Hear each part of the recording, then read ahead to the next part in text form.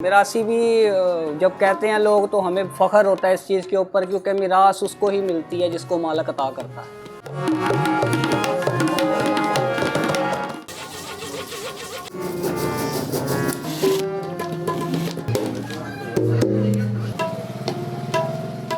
कुछ लोग मिरासी कह जाते हैं, गाने वाला जो है ना सिंगर के मतलब के हिसाब से फिर वो बनाना पड़ता है। ये मेरा पैशन भी है, पैशन के साथ साथ ये वर्क भी है, काम भी है, घर का सिलसिला भी इसी से चलाते हैं। पहले टाइम था एक मतलब कि अच्छा जब उजरत मिल जाती थी, लेकिन अब जैसा जदीद दौर है उस हिसाब से जो है ना काम भी में भी काफ़ी मुश्किलात पैदा होती हैं। म्यूज़िक बजाने के हद तक ठीक है, अच्छी एजुकेशन दिलवाना चाहते हैं बच्चों को, अच्छा मुस्तकबिल उनका बनाने का है।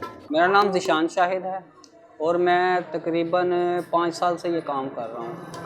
तो मेरे वालिद साहब म्यूज़िक से रिलेटेड तकरीबन 45 साल से हैं और मैंने ये काम उस्ताद चंद माही से सीखा है। मिरासी भी जब कहते हैं लोग तो हमें फ़ख्र होता है इस चीज़ के ऊपर, क्योंकि मिरास उसको ही मिलती है जिसको मालिक अता करता है। मेकिंग के लिहाज से अगर बात की जाए तो इसमें गजरा 4 चीज़ें बनती हैं। सबसे पहले तो हम मतलब कि चट्टू और एक बायां लेते हैं। ये चट्टू है, ये लकड़ी का है, शीशम लकड़ी का है। ये पहले तैयार होता है खराद के ऊपर, ठीक है। फिर उसके बाद ये बायां लेते हैं हम।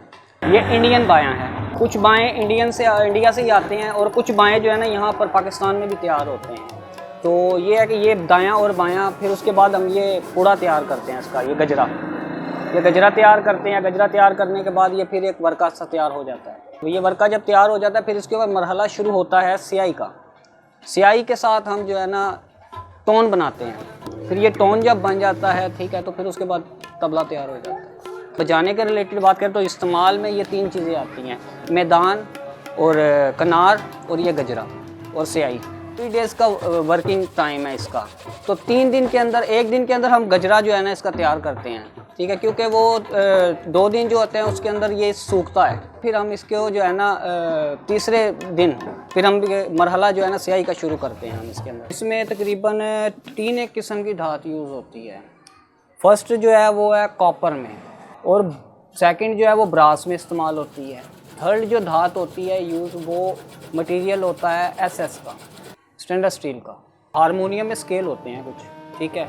ये उस स्केल के हिसाब से जो है ना तबले की जो स्याही है उसकी टोन बनानी पड़ती है। जैसे कि मतलब कि फॉर एग्जांपल दूसरा काला, उसका फिर टोन स्याही के हिसाब से बनाना पड़ता है। पहला काला उसका साफ बनाना पड़ता है, चौथा सफ़ेद बनाना पड़ता है। ट्यूनिंग के लिए ये मतलब कि ये वुड के मतलब के गिट्टे होते हैं। ये वुड के गिट्टों के ऊपर मतलब कि हम हैम्बर के साथ उतराव चढ़ाव करते हैं, तो ये ट्यूनिंग में फ़र्क पड़ता है। 8 घर होते हैं, 8 घरों में मतलब कि हम ट्यूनिंग इक्वल करते हैं। मतलब कि हर घर में मतलब कि 8 के 8 जो है ना इक्वल वॉइस हो। अगर अच्छी जोड़ी तैयार करें ना हम स्टील में, एसएस में, तो ये तकरीबन ये हमारा जो है ना 6,500 में तैयार हो जाता है और ये 7 साढ़े 7 हज़ार में सेल आउट हो जाता है।